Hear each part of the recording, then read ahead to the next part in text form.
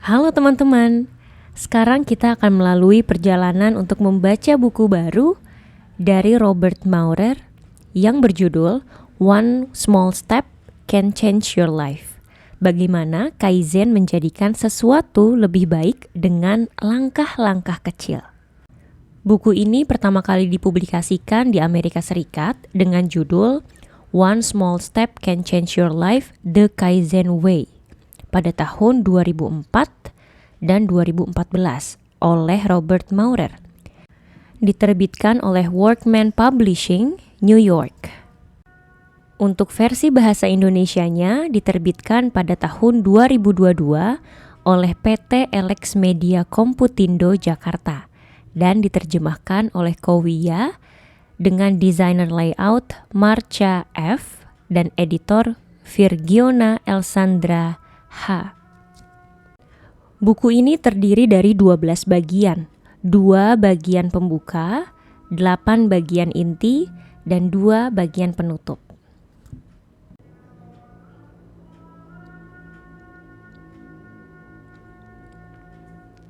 Buku ini akan membahas tentang satu langkah sederhana, kemudian mengapa Kaizen berhasil, lalu ajukan pertanyaan sederhana, pikirkan hal-hal kecil, tindakan-tindakan sederhana, memecahkan masalah-masalah kecil, berikan imbalan-imbalan sederhana, identifikasi momen-momen kecil, dan Kaizen untuk selamanya. Dan di akhir akan ada biografi singkat dari penulis. Dan buku ini terdiri dari 148 halaman. Are you ready? Mari kita mulai perjalanan kita membaca buku One Small Step Can Change Your Life, bagaimana Kaizen menjadikan sesuatu lebih baik dengan langkah-langkah kecil, karya Robert Maurer. Untuk Mort Maurer, ayah saya yang membantu saya untuk melihat kekuatan Kaizen dalam lingkungan kerja, dan ibu saya, Miriam, yang mendemonstrasikan kekuatan Kaizen dalam hubungan. Mother Teresa berkata, hal-hal kecil dengan cinta yang besar bukan berapa banyak hal yang kita lakukan, tetapi berapa banyak cinta yang kita berikan saat melakukannya. Dan bukan berapa banyak yang kita berikan, tetapi berapa besar cinta yang kita berikan saat memberikan hal itu. Bagi Tuhan, tidak ada yang kecil. Bab pendahuluan. Perubahan itu sulit. Ini adalah sentimen yang diterima secara luas sebagai fakta, sehingga kita mempertanyakan apakah itu benar atau tidak. Dan ada alasan bagus mengapa banyak dari kita yang melihat perubahan sebagai gunung yang harus didaki. Pikirkan tentang resolusi tahun baru yang kita buat, yang hampir selalu gagal. Rata-rata orang Amerika membuat resolusi yang sama selama 10 tahun berturut-turut tanpa hasil. Dalam 4 bulan, 25% dari resolusi itu ditinggalkan. Dan mereka yang berhasil menepati resolusi mereka biasanya melakukannya setelah 5 atau 6 tahun mengingkari janji resolusi tersebut. Perubahan organisasi dalam bisnis juga dianggap hal yang sulit. Buku bisnis populer mengajarkan solusi perbaikan yang cepat kepada para manajer yang mencari cara cepat untuk memotivasi staf yang menolak perubahan. Seringkali buku-buku ini berbentuk dongeng bisnis, menggunakan alur cerita sederhana dan binatang lucu untuk menyampaikan pesan mereka. Beberapa menjadi buku terlaris, seperti Our Iceberg is Melting, karya John Kotter, yang dengan rapih merangkum kebijaksanaan umum dari genre ini. Karyawan harus diyakinkan akan keadaan darurat yang akan segera terjadi. Ancaman agar termotivasi untuk melakukan perubahan. Namun bertentangan dengan pendapat umum. Perubahan, baik secara pribadi maupun yang terjadi dalam bisnis, tidak harus menjadi hal yang menyakitkan. Juga tidak boleh terjadi hanya sebagai akibat dari taktik menakut-nakuti yang digunakan untuk mengejutkan diri kita sendiri atau rekan kita, untuk kemudian menjadi suatu tindakan yang berarti. Halaman-halaman yang akan Anda baca menghancurkan mitos bahwa perubahan itu sulit. Secara efektif menghilangkan hambatan yang menghalangi individu atau kelompok kerja untuk mencapai hasil yang mereka cari. Anda akan belajar bahwa perubahan tidak harus terjadi hanya karena sebagai respons radikal terhadap situasi yang mengerikan. Buku ini akan menunjukkan kepada Anda bagaimana cara memanfaatkan kekuatan Kaizen, menggunakan langkah-langkah sederhana untuk mencapai tujuan besar. Kaizen adalah filosofi kuno yang ditangkap dalam pernyataan kuat dari Tao Te Ching. Perjalanan 1000 mil dimulai dengan satu langkah. Meskipun berakar pada filosofi kuno, metode ini sama-sama praktis dan efektif ketika diterapkan pada kehidupan modern sibuk kita. Kaizen memiliki 2 definisi. Yang pertama, menggunakan langkah-langkah yang sangat sederhana untuk meningkatkan kebiasaan, sebuah proses atau produk. Yang kedua, menggunakan momen yang sangat sederhana untuk menginspirasi produk atau penemuan baru. Saya akan menunjukkan kepada Anda betapa mudahnya perubahan terjadi ketika Anda menghormati preferensi otak Anda untuk berubah. Anda akan menemukan banyak contoh bagaimana langkah-langkah sederhana dapat membuat Anda mencapai impian terbesar Anda. Dengan menggunakan Kaizen, Anda dapat mengubah kebiasaan buruk seperti merokok atau makan berlebihan dan membentuk kebiasaan yang baik seperti berolahraga atau membuka kreativitas. Dalam bisnis, Anda akan belajar bagaimana memotivasi dan memberdayakan karyawan dengan cara yang akan menginspirasi mereka.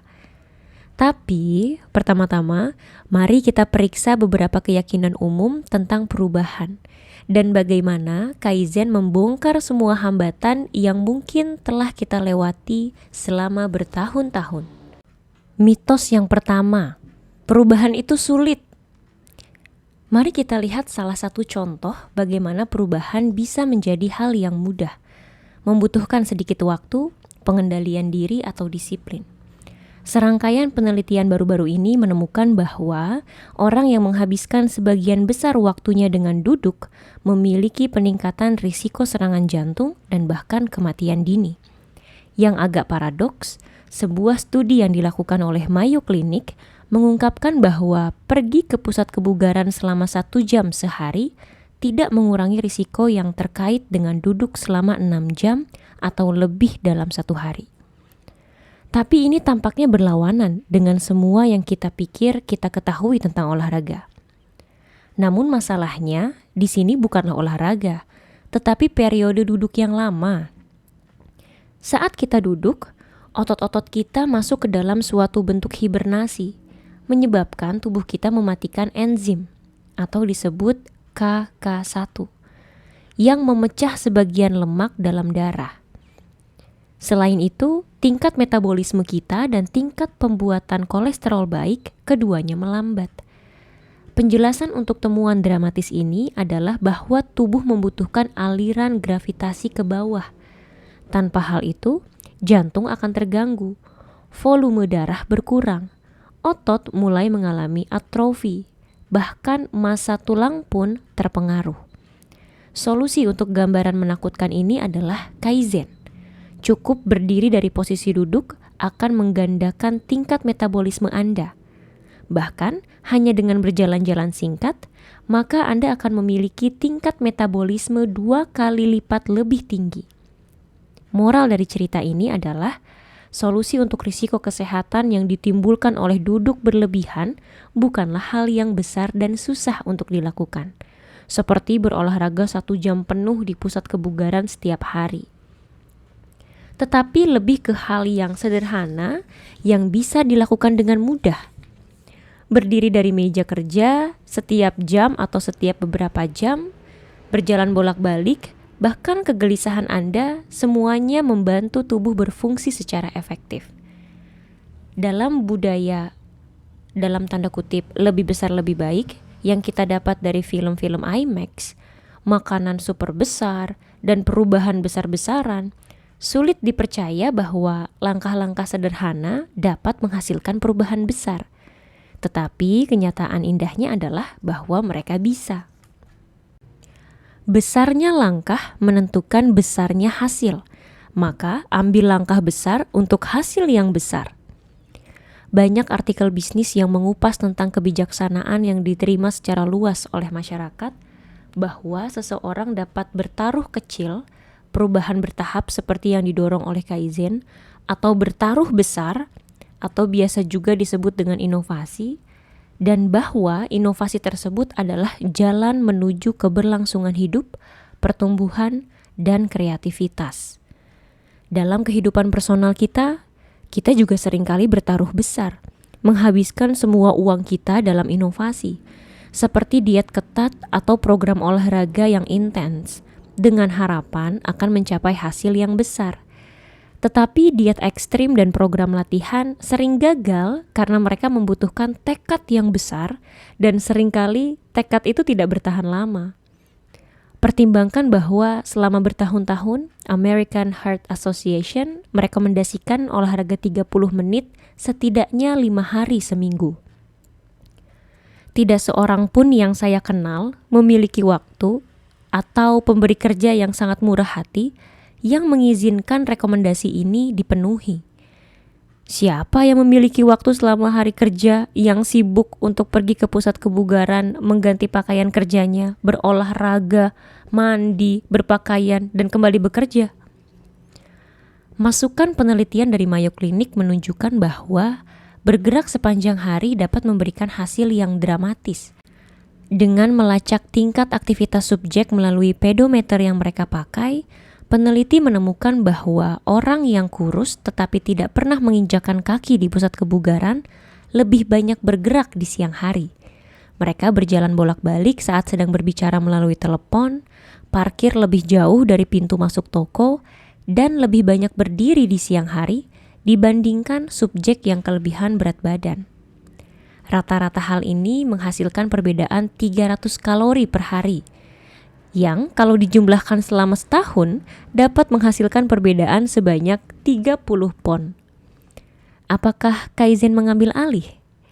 Meskipun lebih banyak berolahraga akan jauh lebih baik daripada tidak berolahraga sama sekali, namun jumlah yang kecil dapat membuat perbedaan.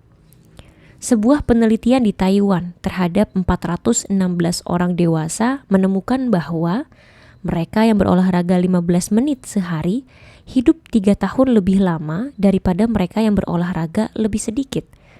Dan 15 menit itu tidak harus dilakukan sekaligus.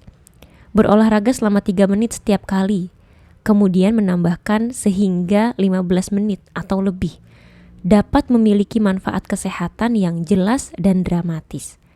Dan strategi ini tidak memerlukan pengeluaran waktu, energi, kemauan, dan disiplin yang besar.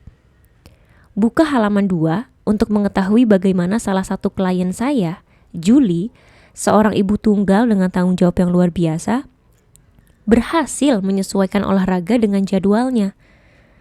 Masuknya Julie untuk berolahraga begitu mudah dan tidak menyakitkan, sehingga Julie tahu dia tidak akan gagal.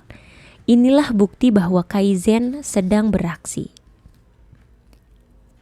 Mitos ketiga, Kaizen itu lambat, inovasi yang lebih cepat. Mungkin contoh paling dramatis dari apa yang bisa terjadi ketika inovasi digunakan dan disalahgunakan adalah Toyota, sebuah perusahaan yang menyebut Kaizen sebagai jiwanya. Untuk sebagian besar sejarahnya setelah Perang Dunia II, Toyota memberikan contoh manufaktur mobil yang berkualitas. Konsumen membeli Toyota bukan karena gaya atau prestis, tetapi karena keandalannya yang tak tertandingi.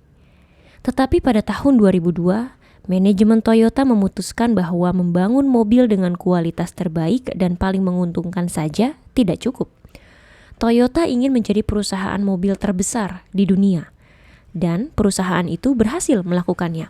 Mereka membangun pabrik dengan cepat dan menambah kapasitas yang cukup untuk memproduksi 3 juta mobil tambahan hanya dalam 6 tahun.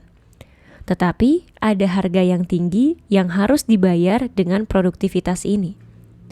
Pemasok tidak dapat mempertahankan kualitas sesuai dengan kualitas Toyota yang selama ini sudah dikenal masyarakat. Dan pabrik-pabrik baru tidak punya waktu untuk membangun budaya Kaizen.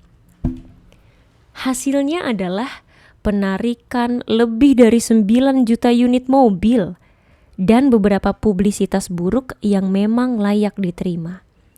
Berikut adalah memo internal yang ditulis sebelum krisis ini menjadi bahan publik.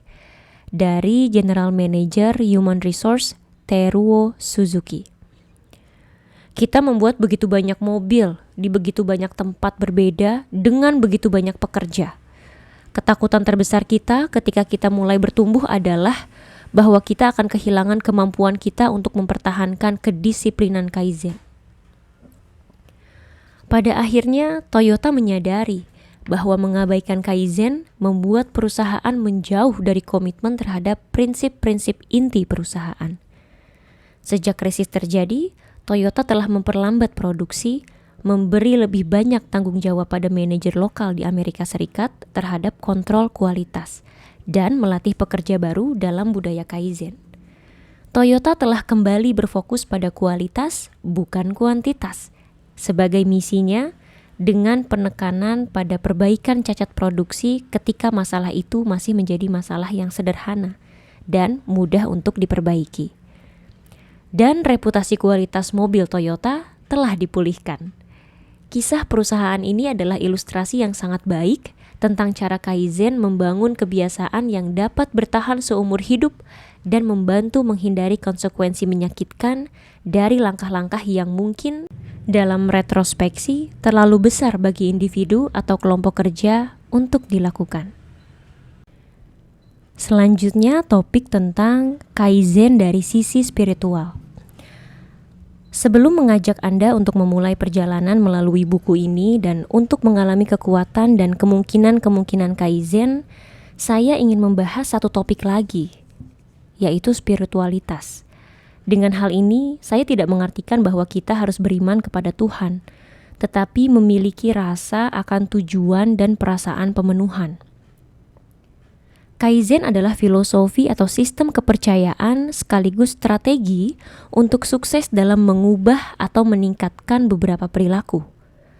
Ada dua elemen semangat atau tujuan di mana Kaizen memainkan peran penting. Yang pertama pelayanan, yang kedua rasa syukur. Seperti yang diungkapkan oleh John Wooden, pelatih bola basket UCLA yang legendaris, mereka tidak dapat menjalani hari yang sempurna tanpa melakukan sesuatu untuk seseorang yang tidak akan pernah bisa membalas Anda. Tokoh-tokoh lain telah berbicara tentang elemen penting dari pelayanan. Seperti Martin Luther King Jr. Ia berkata, pertanyaan hidup yang paling gigih dan mendesak adalah, apa yang Anda lakukan untuk orang lain? Mother Teresa berkata, jangan biarkan seorang pun yang datang kepada Anda pergi tanpa merasa jauh lebih baik dan lebih bahagia. Layanan merupakan aspek penting dari aplikasi bisnis Kaizen. Setiap karyawan dalam budaya Kaizen setiap hari diminta untuk mencari cara untuk meningkatkan proses atau produk, menurunkan biaya, meningkatkan kualitas, dan selalu, saya ulangi, selalu melayani pelanggan. Sangat sering perusahaan-perusahaan sukses seperti Amazon, Starbucks, dan Southwest Airlines mendefinisikan diri mereka sebagai orang yang mengabdikan diri pada layanan. Seperti yang dikatakan Colin Barrett, mantan CEO Southwest. Kami berada dalam bisnis layanan pelanggan. Kami kebetulan menawarkan layanan transportasi udara. Kami menganggap karyawan kami sebagai pelanggan nomor 1. Yang nomor 2 adalah penumpang kami. Dan nomor 3 adalah pemegang saham kami. Kaizen menuntut agar setiap perubahan kecil bermanfaat bagi pelanggan. Yang dibicarakan oleh John Wooden, Mother Teresa, dan Martin Luther King Jr. adalah praktik sehari-hari dalam mencari cara-cara sederhana untuk menyentuh kehidupan orang-orang. Ingatlah 1 atau 2 hari terakhir dalam hidup Anda. Semua orang yang berinteraksi dengan Anda, mereka yang berada di bawah atap Anda, mereka yang berada di mobil lain di jalan raya, orang-orang yang melayani Anda di restoran atau toko kelontong, orang-orang di lorong gedung yang Anda lewati, dan orang-orang yang berbicara dengan Anda melalui telepon. Jika Anda 100% yakin bahwa Anda akan mengubah hari mereka, mungkin memperbaiki kehidupan mereka, apakah Anda akan melakukan satu atau dua hal secara berbeda? Kebanyakan dari kita akan mengatakan iya. Dapatkah saya meyakinkan Anda bahwa jika Anda membiarkan seorang pengemudi lain masuk ke jalur Anda, atau berterima kasih kepada petugas penjualan, atau tersenyum pada seseorang di lorong, Anda dapat mengubah hidupnya?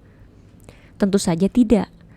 Tetapi jika Anda tidak menjalani hari dengan asumsi bahwa momen kecil atau sederhana dan tindakan sederhana dapat menyentuh kehidupan orang, apa alternatif keyakinan lainnya? Kita semua memiliki hubungan yang kita tempatkan dalam kategori inovatif. Orang-orang yang cukup besar dalam hidup kita sehingga pada hari-hari terbaik kita, mereka mendapatkan kebaikan dan pertimbangan yang layak mereka dapatkan. Bagaimana Anda dapat memperluas kebaikan itu dengan cara yang akan memperkaya hati dan komunitas kita?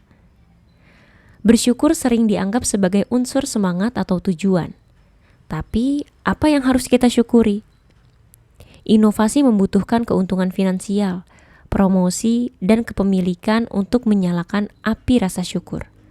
Namun, Kaizen mengajak kita untuk mensyukuri kesehatan, napas kita selanjutnya, hingga saat-saat bersama teman atau kolega.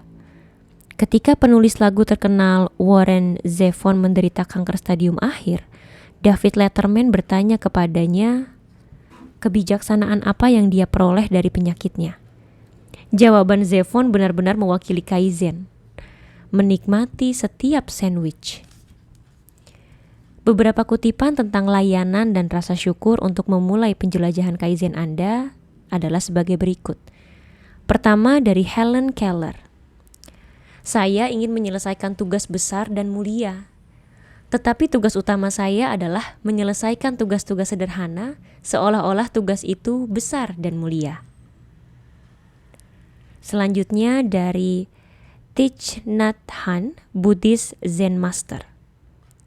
Kita harus belajar untuk hidup bahagia di saat ini, untuk mendapatkan kedamaian dan kegembiraan yang saat ini tersedia. Kata Albert Einstein, berusahalah untuk tidak menjadi sukses, tetapi untuk menjadi bermanfaat. Lalu kata Benjamin Franklin, saya lebih suka dibilang dia hidup dengan bermanfaat daripada dia mati dengan memiliki banyak harta.